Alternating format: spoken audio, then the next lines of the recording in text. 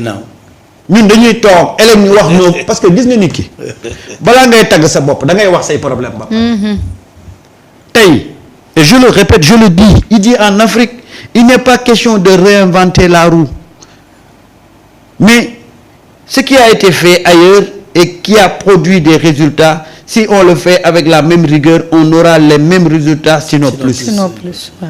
mais lii ñëpp ko xam nañ ne tey li tubaab bi mën a def waxumal dara mais ñun mën nañ ko def ba raw leen mais dafa am taxawaay bu ñu war pour loolu mën a am taxawaay boobu nag ci ñun la dépendre ci ñun ñooy suñu propre problème par rapport à ça parce que man j'ai toujours réfuté la théorie que tubaab bi ñoo ñuy appauvrir tubaab ñoo ñuy dugal ci problème tubaab bi bu ñuy dugal ci problème rek c'est parce que dañ leen ko yombalal ba pare nag te bu ñuy dugal ci problème ci ñun lañ koy jaaree pour dugal ñu ci problème Ousmane ne les partenaires continuent à manifester beaucoup d'intérêt pour le Sénégal. Les investissements continuent, mais notre option, c'est d'accélérer le rythme. Nous voulons que le Sénégal, et nous le souhaitons pour toute l'Afrique, puisse aller vers un processus de développement accéléré. xam nga fii dañoo tàmm bu ñu waree taxawal jëmmal dara buñ ne affaire bi signé nañ protocole d'accord bi pour jëmmal ko. ñu ngi 2025. danañ fi créer ay séminaire ay rencontre d'évaluation.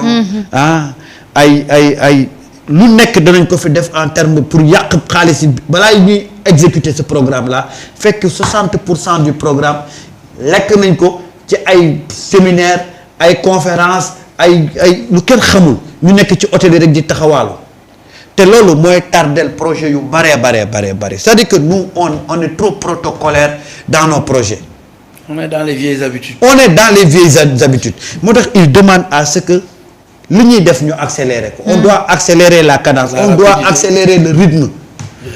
te loolu dafa am c'est-à-dire que c'est notre habitude à nous Marieta da ngay dem tey léegi ci mairie bi ñu mun laa délivrer benn papier dans les 15 minutes yi suivre dañ naan la reviens à demain. te ki lay wax ñëwal demain diggante bi defu ci dara. parce que dañoo tàmm di yéexal ñun li ñuy def. mais loolu am na solution ak le digital. Actuellement il faut que digital bi ñu teg et il a parlé de ça. Moi je crois que vous parlez de këyit bi ngay jël ci tey bu fekkee da ngay toog sa kër taper ci sa portable këyit bi ñëw loolu am na moyen. c'est ce qu'on appelle la digitalisation. Donc système de contrôle yu ñu war a teg nekk na ci outil digital c'est extrêmement important. Aujourd'hui mën nga fexe ba nit ki li muy def nga contrôler que à distance mën nga di valider avant dara di am la concentration de tout au niveau de la primature war nañ ko digitaliser ba nga xam ni coono du ca am maanaam processus bi day leer nañ. képp ku ci war a agir interagir mais bu egsee ki war a valider day valider sans hésiter parce que lépp lu ci normalul da koy signaler par un signal rouge ñu xam ni fële am na problème yooyu yëpp c'est des outils qui existent actuellement. C'est pourquoi il faut aller au-delà de ce qu'on a l'habitude de faire gis nga habitude yooyu mën nañ ko dindi ici aujourd'hui j'avais parlé de rapidité xam nga dama ni j'ai dit transparence transversalité instantanéité collaboration ak rapidité ma ni mooy 5 clés de l'antisystème mais 5 clés yooyu mooy clés yi nga xam ni moom moo mën a développer réew mi monde bi tey maintenant rapidité boobu li koy indi mooy la digitalisation des processus. Absolument. te digitalisation boobu dafay inclure la transparence parce que képp ku ci def intervention booy warul def day saboter le processus te dañuy xam c'est à quel niveau et on va apostropher ki nga xam ni moo toog ci. le responsable kii le responsable. c'est important. xool est-ce que dañ ko war a former wala dañ ko war a kii donc instantanéité c'est-à-dire à chaque fois que dara di am ñëpp dañ koy yëgandoo loolu buñ ko defee day dem c'est-à-dire on ne pourra plus parce que kayit yi moo jeex.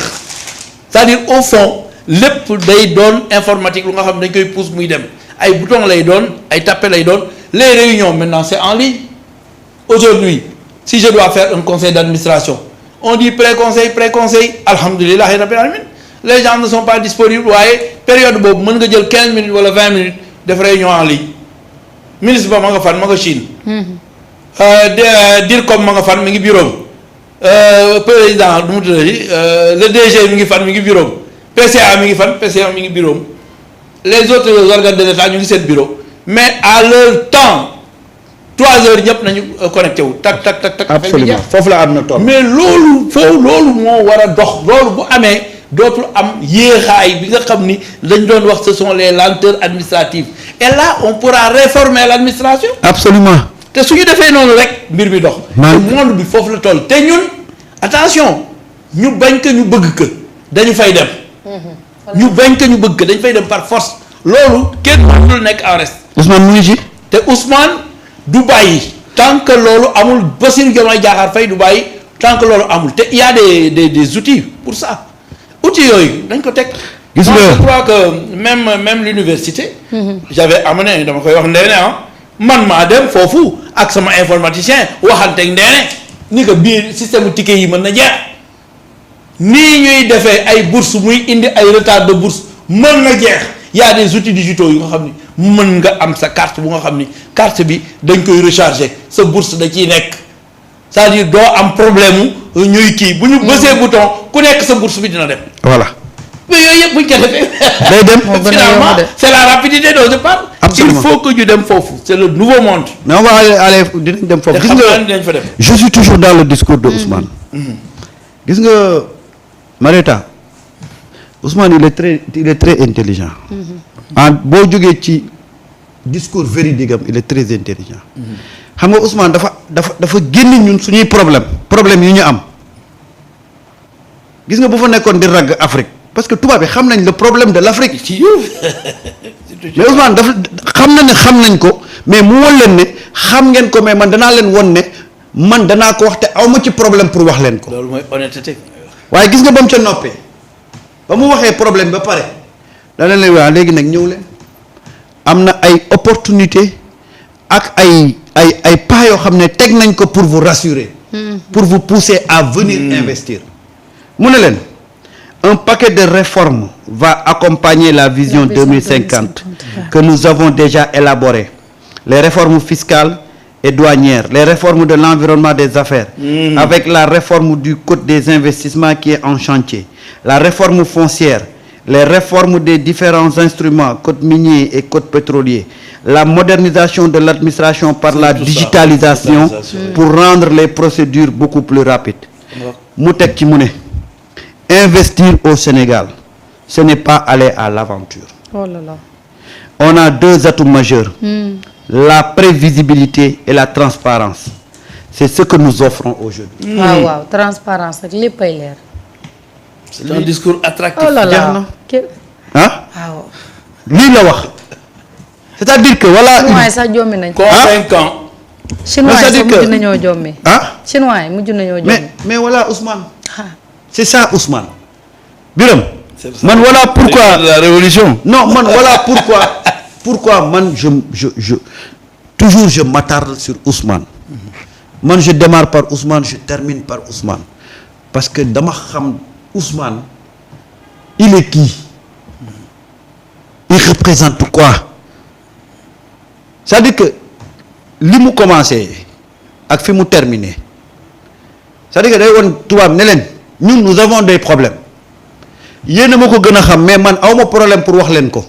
parce que loolu mooy dëgg mu wax les problèmes yi gangréné tey aujourd'hui suñu dëkk yi waaye tegal leen ci loolu dafa leen nag ñun xam problème yi ci la ñu demee wuti ay solution solution yi lii ak lii la ngeen def seen bopp nag ne jamono jii ñu toll nii investir Sénégal c'est pas aller à l'aventure. aller à l'aventure nag mooy du da ngeen di lotori seen xaalis non non non vous serez dans un cadre sûr sécurisé.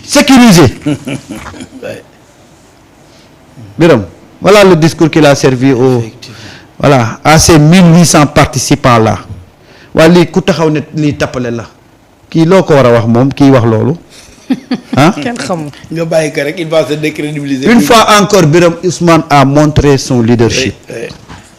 Ousmane c'est un influenceur. Il impacte sur ni àdduna bi di changer. révolutionnaire la. c'est la révolution économique de l'Afrique mën na jóge ci moom. Biram doxalal waaye. man j'ai été séduit par ce discours là. parce que approche communicationnelle bi. moo am solo. effectivement. c'est pas donné à n'importe qui. Il faut du courage, il faut de l'abnégation, il faut aussi de l'honnêteté intellectuelle. C'est extrêmement important. C'est-à-dire au fond jaarul par 1000 chemins. Il dit exactement ce qu'il pense. wax leen ni leen yéen xam ngeen ñu waaye dinaa leen wax maay kan c'est-à-dire bu leen waxee loolu dañuy xam ni kii dafa honnête parce que dafa am ñeneen ñu fa doon dem bu ñu ñëwee dañuy jaay beneen visage yu Afrique. voilà mel na luy nax tubaab yi.